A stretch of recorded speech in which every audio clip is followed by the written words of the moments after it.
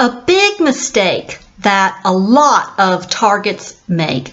You cannot use direct, honest communication with narcissists. It is a bad idea. A lot of people do not grasp this concept at all. People do not understand or want to endorse not using direct, honest communication, right? Because most people will say, I don't want to be manipulative like the toxic person. Therefore, I'm just going to use direct, honest communication all of the time, and I'll just deal with the consequences. Well, girlfriend, I'm telling you, do not use direct, honest communication with a narcissist. It will be self-sabotage on your end. That's right. When you use direct, honest communication with a narcissist, you are setting yourself up.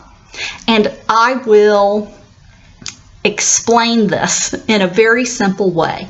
It's because when you use direct, honest communication with the narcissist, they do not take in that information as you being cooperative. That's right. It's the opposite. They actually interpret direct, honest communication as a threat to their superiority, to their grandiosity, to their delusions of being in control of you.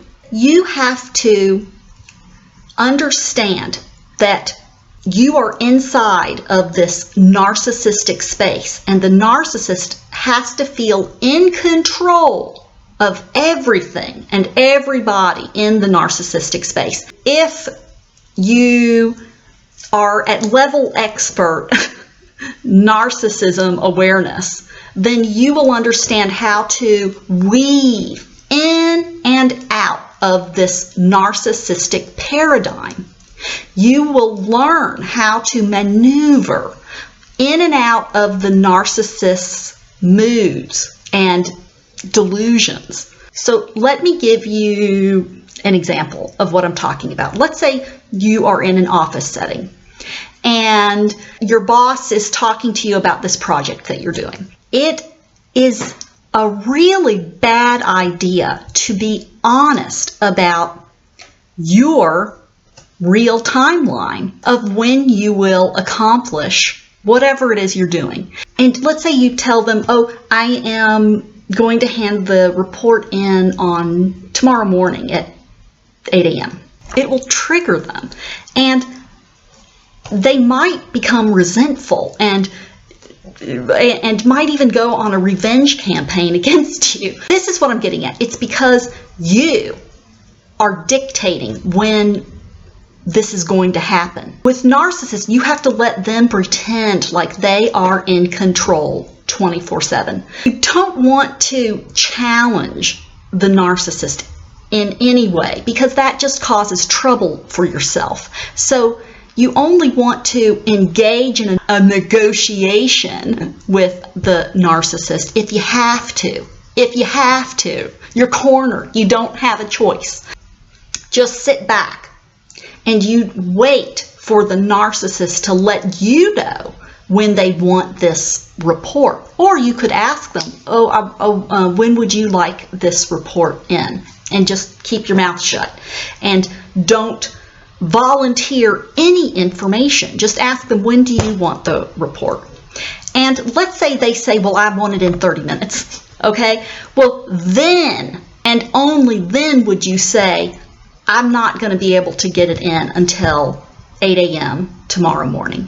So that's why I encourage you, do not volunteer information that you don't need to volunteer, because any information you give them, they are just going to use it to cause problems for you. Because when they cause problems, even when the problems will affect them, it doesn't matter. They're doing it because they are addicts and they're addicted to narcissistic supply. And so when they cause friction or an argument or uncomfortable feelings, they are experiencing a physiological reaction to that.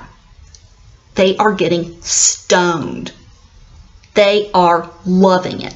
And that's why when you're working with or living with a narcissist, you just have to keep neutral expressions unless they expect you to laugh, and then you're just ha ha ha ha ha, oh, you're so funny. That's what I mean about weaving in and out of their moods. And the reason someone would do this is because they cannot quit their job in that moment, or they cannot move out of their apartment in that moment. I'm not promoting that this should become a lifestyle at all. I'm saying that when you're cornered and you're stuck interacting with a narcissist, you have to understand that direct, honest communication is a big no-no. And even if you have a difficult time accepting that or believing me, or if you think that you morally and ethically cannot interact with someone in such a deceptive way, I'll just tell you that in my opinion, you are not lowering your standards. You are adapting to your environment, because let's say you need your job. You cannot quit your job in that moment because you have a house payment, you have a car payment, you have health insurance that you need. And so even if you are not in that situation, try to keep an open mind before judging someone else who is in that situation. Because if you have not, let's say, had a psychopathic, narcissistic boss, oh my gosh, then you can at least say to yourself, you know, I haven't experienced that, so maybe I should not be so judgmental with this other person who is playing games with their boss. Because it's, remember, the employee or the person born into that family, it's not their choice. This was not something they were seeking out or wanted. They are adapting to their environment. And I personally want people to stay safe. I want people to protect themselves. And that's why I suggest strongly that you do not use direct, honest communication with a narcissist, because it will backfire.